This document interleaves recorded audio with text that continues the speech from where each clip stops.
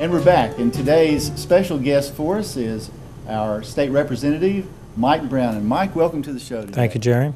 Good to be here. Glad to have you with us today. What a challenging year for all of us in the state of Oklahoma. Well, I guess the nation. We're all looking toward 2010, the start of a new year, and now this week you're starting a new session in Oklahoma City. So give us a little overview about how you see our economy and what's going to happen here in the next 3 or 4 months as the legislature starts working.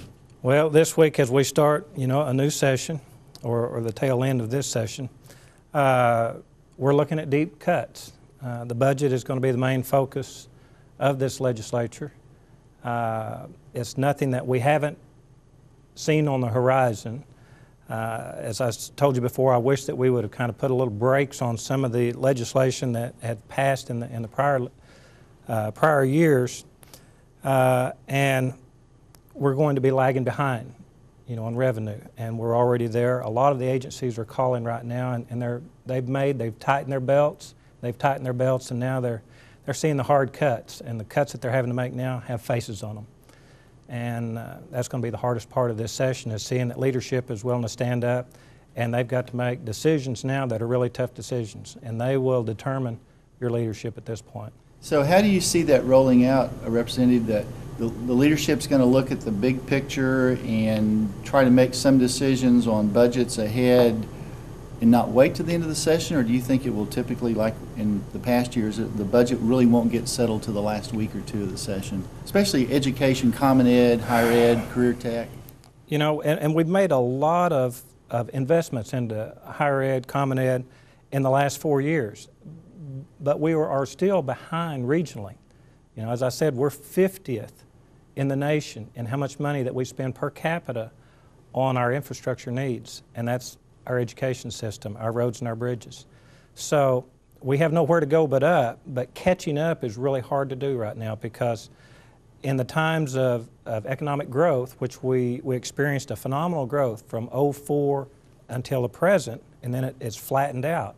And national trends have had an effect on that. But the renewed investment that we need to go back and look at is going to be tough this year. And we do have the rainy day fund, and that's going to help save us. Is it going to be enough? Not even with the stimulus money that came through, the Reinvestment Act, along with some of the rainy day fund. And it's the mix of how much are we going to use out of the rainy day fund is going to have an effect on each one of our agencies of how much these cuts are going to range, anywhere from 4% to 15 or 20% across the board in different agencies. And it allows us as a legislature to go in and actually make fine cuts to those agencies that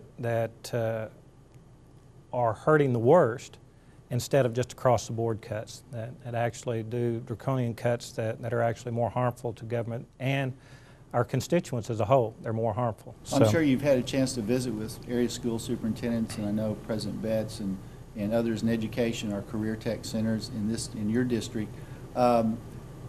What's kind of the plan? Have you had the opportunity to come forward and say to all those leaders, especially in education, and their business leaders in our communities, be prepared for this or be prepared for that? Things are going to change up or down, but things have to change. Things are definitely going to change. We poured in from '04 to '09. Our budget and our growth revenue has went from a $5 billion budget to a $7 billion, almost $7.1 billion budget. And where did all the money go? That's the first questions a lot of our constituents ask. Where did all the money go? Well, Oklahoma's smart enough to invest a lot of it. And whenever you go back over, you look at your investments. We did invest a lot into our education, and we invested a lot into higher ed, and we've invested a lot into our services. And you take the growth, though, of a family, and if your family expands, you have to take care of Johnny and his needs, and Lucy and her needs. You've got to take care of these kids.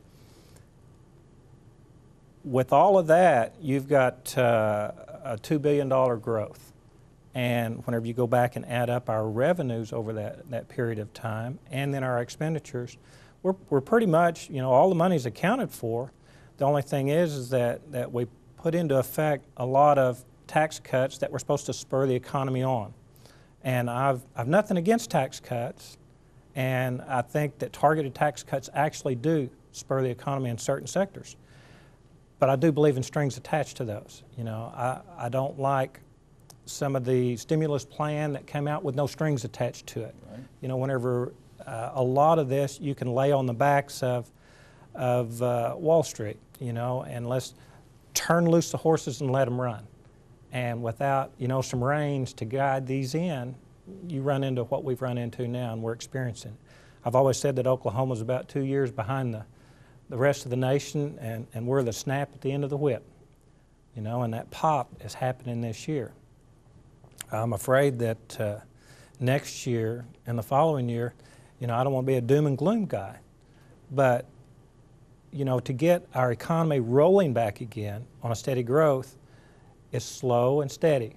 And if you take things slow and steady, along with tax cuts slow and steady, and you invest those in the proper places, you'll have steady, slow growth instead of a phenomenal, roller coaster ride. And we peaked out on the roller coaster ride, the bubble popped, and a lot of unnecessary things are happening right now. We took what we were making in our revenue and we invested it, I believe, wisely on the infrastructure side. We invested in education, we invested in higher ed, we invested in our roads and bridges. Was it enough? Probably not, because we're still behind the regional average. They want to compare us to the rest of the nation. We're at the bottom. So, but we're still $9 billion behind in our roads and bridges, and we put $72 million last year into it. So it's kind of hard to catch up when you're that far behind. You can't do it all in 1 year. You can't do it all in 1 year. And then whenever you want to be friendly to the corporations and companies that are helping to build your infrastructure, which you do want to invest in those. And when you add up all of the tax cuts that you've laid at their door, and one side will call it economics 101, that you're building infrastructure there, or that you're helping to boost the economy with these tax cuts, and some call it corporate welfare. And there was a few that I felt like was corporate welfare.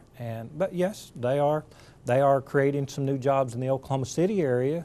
I love pro ball, and I love to watch it. But I was against, paying the $32 million to get the pro ball team here out of your tax dollars and your tax dollars and my tax dollars, and I've yet to benefit from one of those pro ball games. I didn't get an invitation to the ball. You didn't either, but I still like watching them, and I'm sure that we'll go to some of them. My kids will go to some of them, and they will help, stir the economy. But Oklahoma City area will benefit more than Tahlequah and the surrounding area here. They're all components to a very complex economy. We're going to come back in just a minute and talk about some of the bills that you'll be working in the next few weeks and the months ahead as this legislature rolls on, and we'll be right back.